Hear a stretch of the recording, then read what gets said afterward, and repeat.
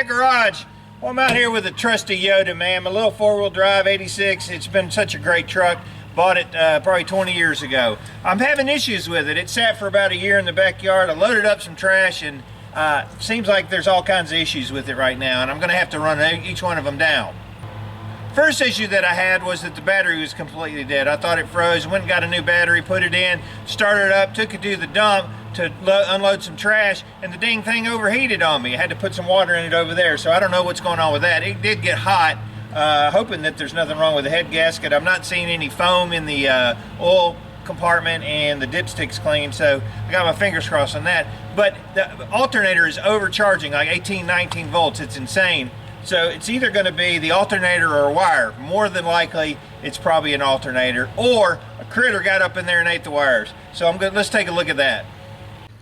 I'm actually leaning more towards the alternator, which is way down in there somewhere, because the battery keeps going completely dead. And the only thing that I can figure is that the alternator is actually dragging the battery down.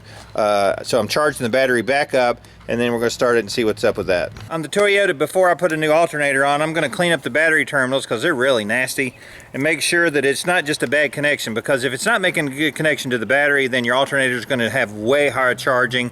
So I'm going to do that first with the Dremel tool, Milwaukee rotary tool, and then we're going to start it up and see if it's still charging really high. Probably could just get a new terminal, but I'm going to clean it up for testing sake. Clean both these up, make sure we got a good connection, and then start it up and we'll see what the charging is at.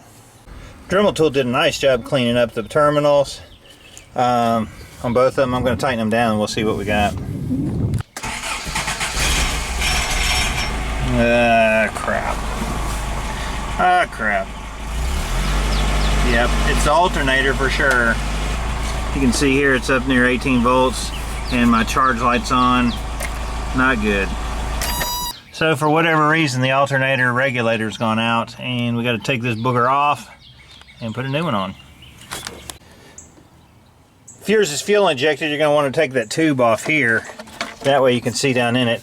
Here's our adjuster for the tension. We're going to loosen these bolts up and take some tension off for the power steering first. If you have an air conditioner, you've got another bracket underneath here for the tensioner on that belt. So you got three belts. You've got power steering, air conditioning, and alternator. And you may have never ever seen actual belts because everything now is serpentine. There's one bolt in the top of the alternator which holds the tension, and you take that out and then the whole thing just gets real floppy. Now all I got to do is make sure the battery's unhooked, take off the two leads on the top and the bottom bolt, and it'll be ready to pull out. Well, I successfully got antifreeze all over me. About the only way I know to get these stupid alternators out without taking off everything from the top end is to remove the radiator hose on the bottom. I've got it loosened up, it's draining out now, and then it should just slip down through there where the hose is. It just gets right in the way. But yeah, so I had to change shirts, and it was fun. You can see how I'm getting the alternator out. It'll slide through, and it's still a tight fit. Can't imagine why this thing would go bad with it filled with oil. Yuck. I'll put the new one in. We may try to figure out where that oil is coming from. I think it's power steering fluid though, truthfully. Randy's here! What are you doing? I'm working on an alternator. Oh.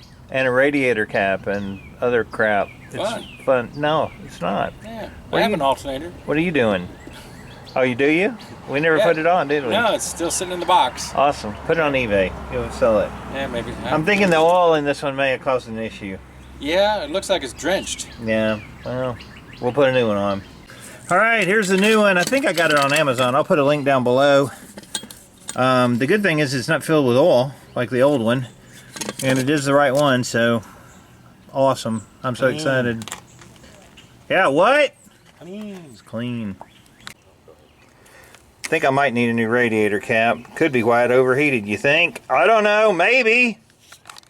Radiator actually looks like it could need replacing. I think I got a little bit of a leak over here, but as long as it'll stay in there for a little bit, I can get a new one on eBay for 50 bucks. So that may be the way to go.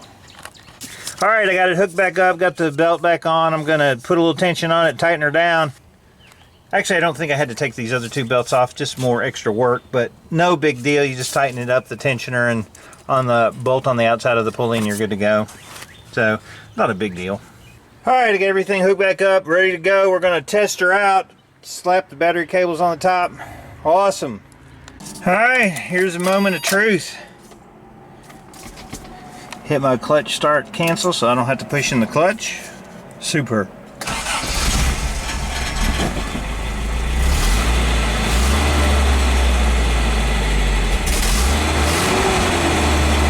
Awesome.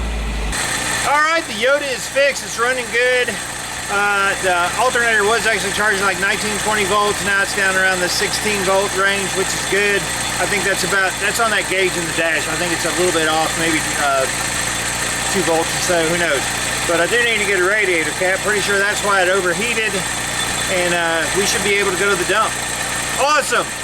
I've got some calls in to get bed size for this thing. I want to do a paint job on it. I think it would be super cool to have it painted up again and back in its former Yota glory. So keep watching. We're going to be doing some more cars. I'm David from the Redneck Garage. Keep turning wrenches.